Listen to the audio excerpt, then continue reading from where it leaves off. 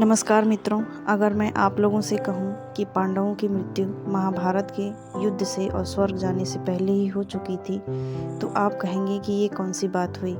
जी हाँ, ये बात एकदम सत्य है। नमस्कार मित्रों, आपका संसार मानस पर बहुत बहुत स्वागत है। आज हम बात करेंगे पांडवों के अज्ञातवास की कथा की, क्योंकि ये कथा उसी से संबंधित है। अज्ञातवास के दौरान जब पांडव अपने वनवास के समय को व्यतीत कर रहे थे, उस समय उस वन में भीषण प्रचंड गर्मी की उज्ज्वला पड़ रही थी और कहीं भी आसपास जल की व्यवस्था नहीं थी। एक दिन जब सभी पांडव पिपासु हो चले और खोजने पर भी उन्हें कहीं जल नहीं मिला, तो धर्मराज ने कहा कि हम सभी लोग इस वृक्ष के नीचे आराम करते हैं और भीम तुम जाओ जल की व्यवस्था करो।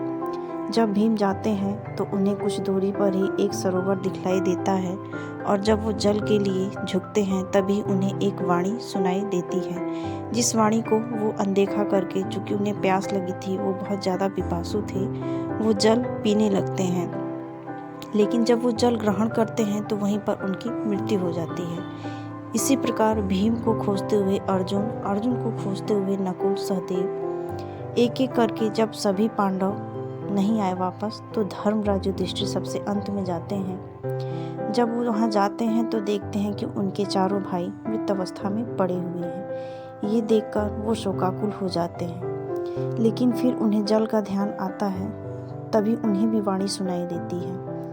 एक यक्ष था जो गरजते हुए कहता है कि तुम्हें पानी ग्रहण करने से पहले, जल ग्रहण करने से पहले मेरे सवालों के जवाब देने होंगे। अगर तुमने सही जवाब दे दिया तो तुम जल को ग्रहण कर लोगे।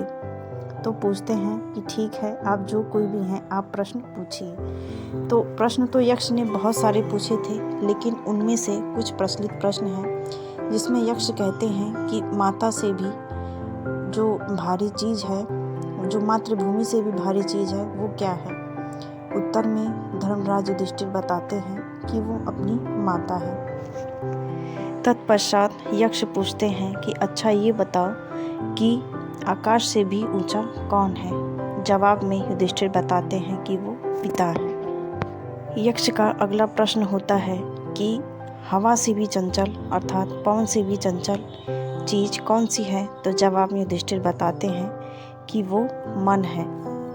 फिर यक्ष पूछते हैं कि विदेश में जाने वाला का मित्र कौन है। जवाब में युधिष्ठिर बोलते हैं कि उसकी विद्या। यक्ष पूछता है कि घर में मनुष्य की सबसे परम मैत्री किससे होती है। तो जवाब मिलता है कि उसकी पत्नी। इसी प्रकार इसी क्रम में यक्ष बारी बारी से प्रश्न करता है और युधिष्ठिर उसके संतोषजनक उत्तर देते हैं। जब यक्ष उनके सभी जवाबों से संतुष्ट हो जाते हैं तो कहते हैं कि अब तुम इस सरोवर के जल को ग्रहण कर सकते हो।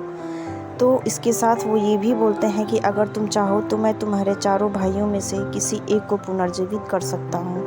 तब युधिष्ठिर बोलते हैं कि आप सहदेव को जीवित कर दें। तब वो बोलते हैं यक्ष कि तुम अपने भाइयों में से किसी और को जीवित करवा लो। तब कहते हैं कि मैं माता कुंती का पुत्र हूँ, इसके साथ ही माता माद्री का भी एक पुत्र जीवित हो, इससे बड़े सौभाग्य की बात और क्या होगी।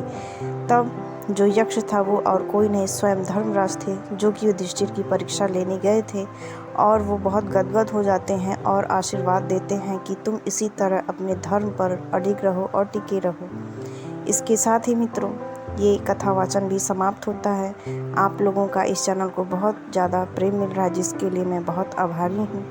तो बने रहें इस चैनल पर। मिलते हैं अगले वीडियो में किसी नई जानकारी के साथ।